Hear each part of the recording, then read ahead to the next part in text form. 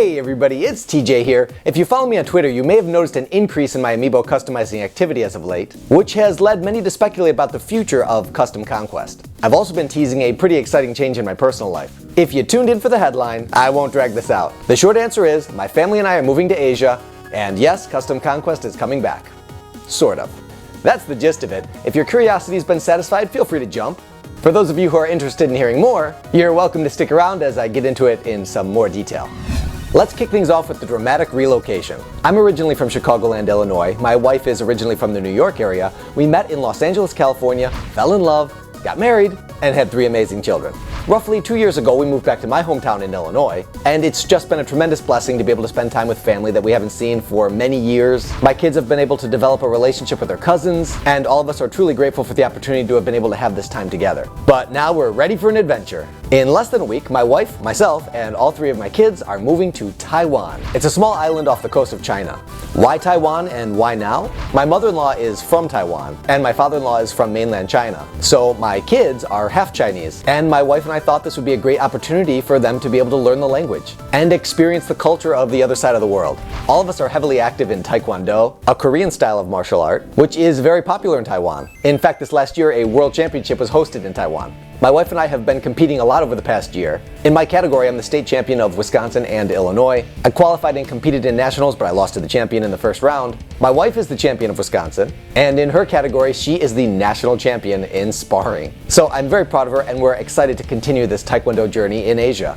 Those of you who've been here for a while know that when I lived in Los Angeles, I made a living as a professional sword fighter, doing things like stunts, training actors, teaching classes, doing live events, and performing in TV, movies, and new media projects. Since moving to Illinois, the sword fighting opportunities are certainly a lot fewer and farther between. Some people may be under the false impression that I make money on YouTube. Let me dispel that misconception right away. While I was still in Los Angeles, California, I worked part-time as a freelance editor, and since moving to Illinois, I've been able to take that up full-time. Since the vast majority of the work that I do for my clients is remote anyway, it doesn't really matter where I am in the world. So with nothing really holding us back, my family and I are jumping headfirst into this adventure. Of course, we're very excited. I know it's going to be really challenging too. The language spoken by most people in Taiwan is Mandarin Chinese. My wife's Chinese is pretty good. My kids have a little bit of language. My daughter has been studying it for the past year, but I personally have very limited command of the Mandarin language. Taipei is a pretty big city, and there's a lot of signage in English. Until I can pick up a little bit more of the language, it's going to be an interesting experience. And I'm really looking forward to that. It's been extremely difficult navigating all the different government agencies that it takes to be able to get all of the necessary documents prepared, between birth certificates, marriage certificates, getting them verified from all the different offices, and then being subject to the mercy of the post office. I'm not kidding when I say the post office destroyed a document, actually a stack of documents that took months to prepare, cost hundreds of dollars, and involved multiple, maybe even a dozen different government agencies from states throughout America and the Taiwanese embassy. It was literally soul crushing. We had to start all over again. So even just preparing has been rife with its challenges. How long are we going to be in Taiwan?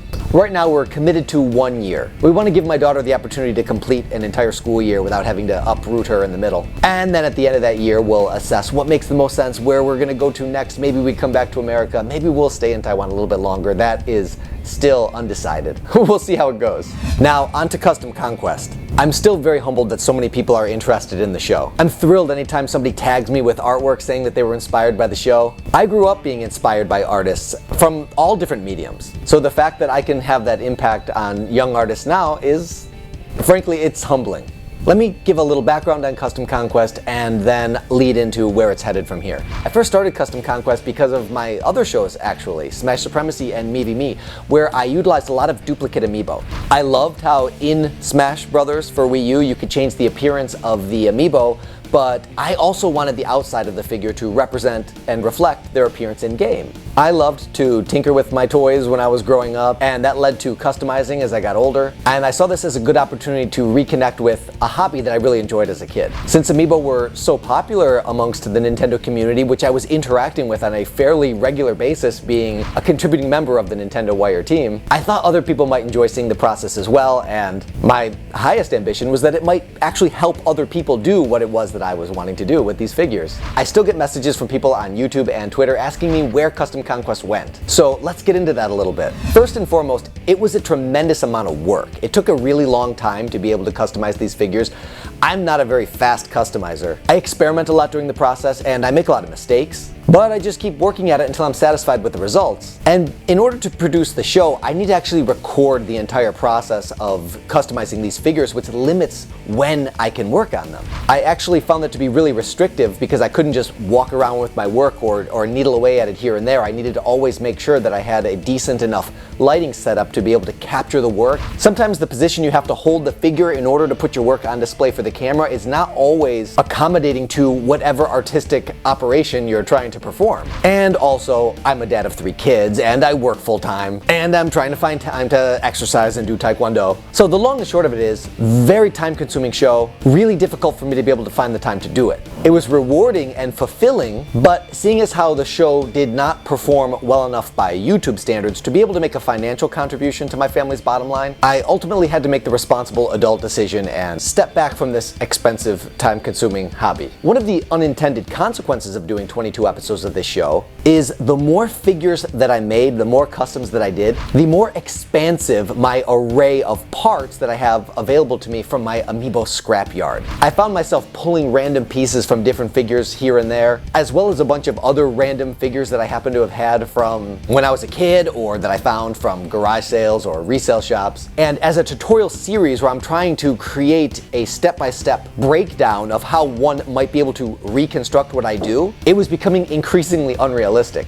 Not to mention, a lot of the amiibo I use just aren't out there anymore. Many of them I acquired when they first released, and to try to find them in that quantity now would be prohibitively expensive.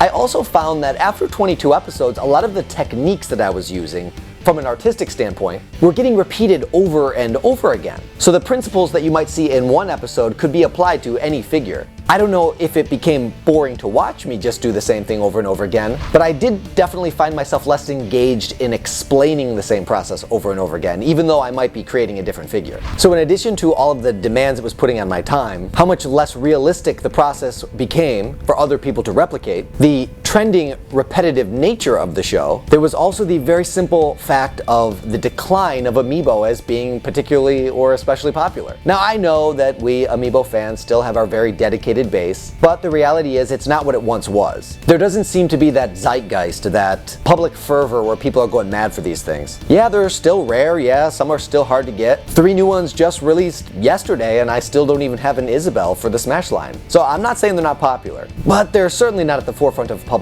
consciousness. And then the final consideration, and this is kind of a byproduct of all of these things, I was finding myself too limited by the parameters of the show to be able to make all of the customs that I really wanted to make. And I started to realize that if I was going to be able to indulge this artistic interest of mine, it meant having to find a way to be able to do it faster. And the most realistic way to do that was to cut out the production aspect of the show. A lot of time went into prep and shooting and editing, and if I could take all of that time and just put it specifically into customizing, I could obviously customize a lot more figures. And that's what I did. And even though you haven't been seeing any updates to the show, I have still been customizing a lot, in fact, over the past 2 years. I did a count recently, and I think I've done something like 100 customs, unique customs. And so I've been able to indulge that desire in me to create something. But Custom Conquest provided another outlet for me that just customizing alone doesn't do, and that's sharing it with you guys.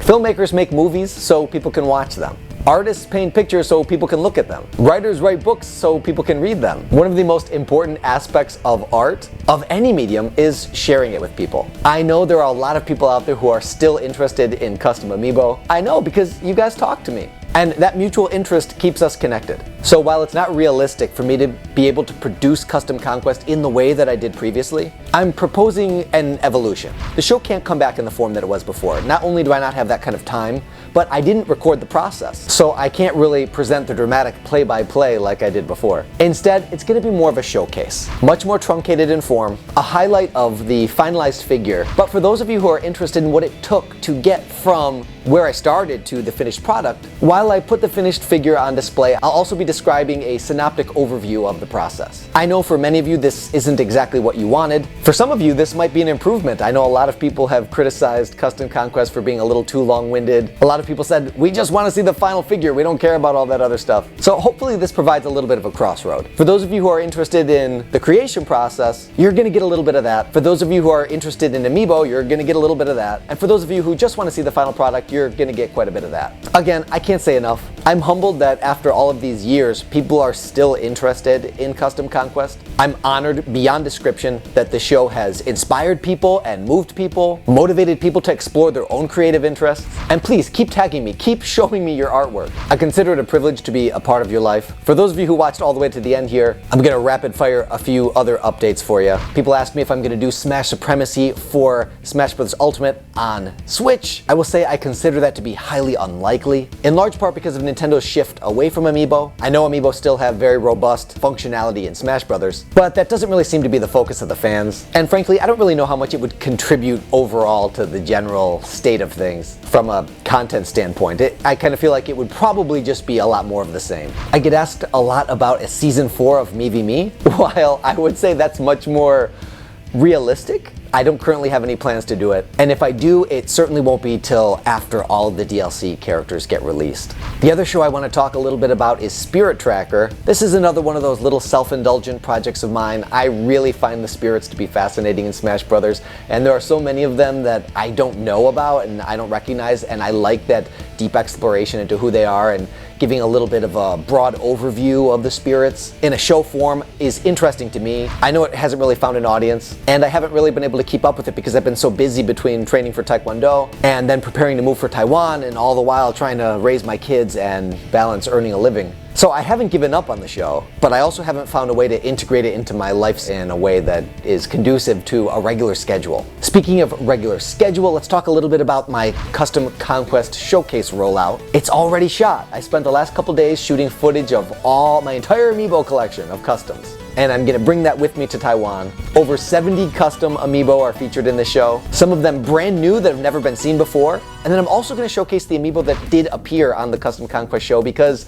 in many cases I made some changes. I made some alterations, and I think it's pretty interesting to see what needed to change over time, improved processes that I came up with that I thought would make the figure better, and also in some cases, I think it's pretty interesting to see the deterioration of some figures, certain techniques that I did that didn't really withstand the test of time or couldn't hold up to handling. And in most of those cases, I made some improvements that I think might be of interest to people who are interested in customizing figures.